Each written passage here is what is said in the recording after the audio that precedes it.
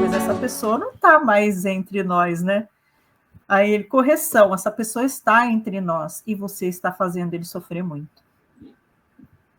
Aí caiu a ficha, Lenilson. Eu falei, como assim, né? Ali eu desmoronei. Como estou fazendo ele sofrer? Ele falou assim, todos os dias que você chora com revolta, com a não aceitação, por esse amor, eu vou colocar entre aspas, né?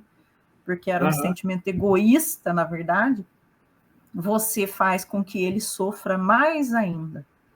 Porque existem os nossos processos, né, quando a gente desencarna, se existe aqui, esses processos continuam lá. Ele me explicou muito bem, e eu pude absorver e sorver, né, aquela informação, e disse o seguinte, você continue amando, ele continua vivo, mas para que ele melhore, é importante que o seu amor fortaleça ele, né? Você está obsediando seu irmão. Daí eu aprendi a palavra obsessor, né? Pela primeira vez aprendeu, né? Pela primeira vez não era o demônio, era engraçado, não era um obsessor que me perseguia, eu obsediava ele com o meu egoísmo de não deixá-lo partir pelas circunstâncias do compromisso, do tempo, né, que nós determinamos de ficar aqui encarnados. Então isso foi muito curioso, e aí eu passei a estudar. Não comecei pelo Livro dos Espíritos, comecei pelo Céu e Inferno. Logo, depois o livro mais enigmático e forte desse livro, né? Porque é a segunda parte dos Espíritos Sofredores. Sim, e aí quando eu cheguei nessa parte, eu falei, nossa, é agora, né? Agora que eu descubro como é que tá meu pai, como é que tá minha irmã, como é que tá meu irmão, na minha cabeça, né? Pequenininha. Dá para a gente ter, assim, uma intuição, né, de como tá, porque essa também é outra preocupação que muitos de nós trazemos quando a pessoa desencarna, né? Onde é que tá? Para onde que foi? Né? O que está acontecendo? Porque eu queria aqui perto de mim, mas não tá. Foi uma pessoa boa, aí começa a lembrar dos defeitos da pessoa, imagina o tormento para quem está lá, né? Começa a lembrar das presepadas da pessoa que foi embora, mas na maioria das vezes, graças a Deus, os relatos que eu ouço, e também isso para mim, eu chorava saudosamente por lembrar os bons momentos que a gente passou junto, que foi uma infância sofrida nossa. Então, a gente passou muita dificuldade junto, e tinha aquele sentimento de exclusão, né? Eram os rebeldes sem causa, então eu pensava muito nisso e falava, meu Deus, como é que pode, né? Embora tão cedo. E aí a doutrina veio trazer esse esclarecimento para mim, e foi como tirar como uma luva o sofrimento e ampliar essa questão do amor. Mas acho que eu já falei demais, né?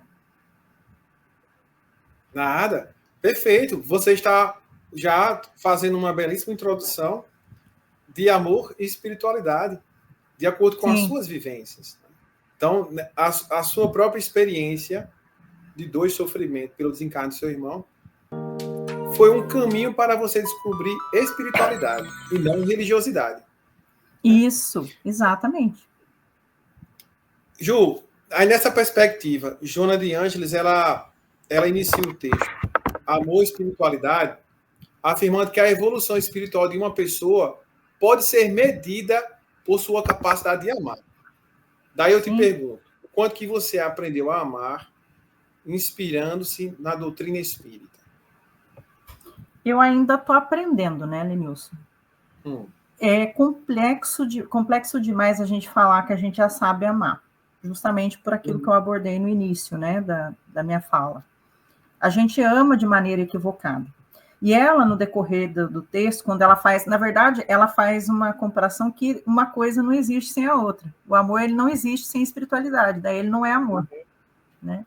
Depois convido os amigos aí a lerem, está disponível, né, na internet aí, não está de difícil acesso. Mas, enfim, falando de espiritualidade e amor, quando a gente ama espiritualmente, nessa perspectiva que não existe morte, que o sofrimento é passageiro, que a dor é uma professora, e que as pessoas devem ser amadas do jeito que elas são, a gente, trazendo a espiritualidade dentro dessa vivência, a gente compreende que determinado nível, determinado comportamento, ali sinaliza o nível evolutivo nosso, né? Então, se eu chorava, revoltada, com o desencarne do meu irmão, que foi através de uma doença grave, eu preferiria que ele ficasse comigo por amor, entre aspas, porque eu não tinha essa espiritualidade.